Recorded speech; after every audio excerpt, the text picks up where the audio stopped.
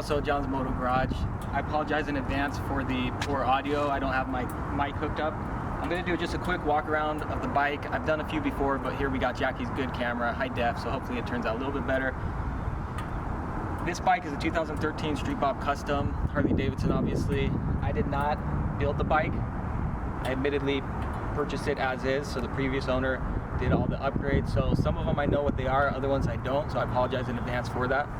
But I'll go over what I know, and I did do a few things to it, so we'll go over that as well. But we'll start again with the basics. The platform, 2013 Harley Davidson Street Bob Custom. It's a 103 cubic inch, 6-speed, air-cooled. Starting here, it's got a chain conversion. So obviously, you know, people who want to do wheelies or a little more performance-oriented. For me, it's purely out of the poser aspect, but I dig it. So it's got the chain conversion, you got the aftermarket pegs. I think those are San Diego Customs. This is just, you know, powder coated black along with this piece here. These are FXR Divisions bars. I believe these are the 12-inch bars. They're actually out of Phoenix, so I think that's pretty cool. It's here local, so I support that. Renthal Grips. The levers, I did actually do I purchased these. These are the Elite Mototech. I got these because they're supposed to be an easy pull lever, and I absolutely love them. CNC machined. I've got a video going over just specifically those, just a little ride review. So I got a 2.5 finger here on the left for the clutch, and then this is just the, I don't know, 2 finger here for the actual front brake. And moving right along, quarter fairing. I have no idea what the brand is, but it's quarter fairing. It's got the Harley clips. These are FXR Divisions crash bars. These, I've got the mag wheels as opposed to the typical spoke wheels. That was one of the things I was looking for because I like the look of the mags over the spokes. So mags, powder coated black, of course, front and back. Over here to my favorite side of the bike, you've got Royalty Racing. I love the 2-in-1 exhaust. This one sounds absolutely amazing. So shout out to Royalty. I believe they do all their exhaust custom built, so I'm pretty stoked on it. Sounds good. I'll start it up here momentarily. I believe this is Arlen Ness air intake. I'm not 100% sure. Aside from that, to my knowledge, the engine is completely stock. Suspension on the rear shocks, Fox shocks. I think these are 13, maybe 13.5, and I believe progressives in the front suspension as well, but I'm not 100% certain. Integrated rear turn signals. Again, I don't know the name brand. And then the rear fender. A lot of people like the low rider fenders because they're fuller. They come all the way down. They're not cut. This gives you more or less that look.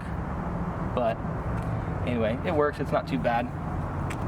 The seat, the Saddleman seat. I'm a huge fan of these looks-wise, and I've never ridden any other seat trying to do a wheelie on a Harley, but I can only imagine once you start getting up high, it's good to have this. So that's why I'm a big fan of this, and I think it looks nice. Clean, classic looking seat. The Simpson helmet, I'm a huge fan of the Simpson helmet. If you haven't noticed already, pretty much everything the Harley wheelie dudes do, I'm trying to rip off myself to become a Harley wheelie dude. So, anyway. I guess we all have a little bit of poser in us, for sure. Moving right along, the bike itself had about 23,000 miles when I bought it. Now it's got 144, so I haven't put a ton of miles, and almost every single mile, watch your leg on the exhaust, almost every mile is likely on one wheel. That's just how good I am, just kidding. Every mile is trying to be on one wheel. It's got the flush mount gas cap. If I can get enough grip on my fingers.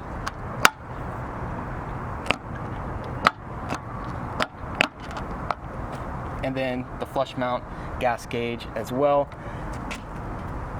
Mixed feelings on it, but I'm not going to complain. It's pretty nice upgrade. I think that's it. I'll leave a link below. I did a video going over how much I paid for the bike, why I specifically bought this bike, and all that good stuff. Yeah. And leave any questions below. As soon as I find out the brand of that rear license plate bracket thing, I will let you guys know.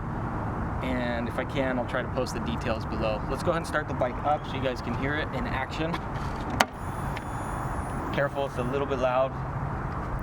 just a warning, you may want to put your volume down a little bit. Not safe for work.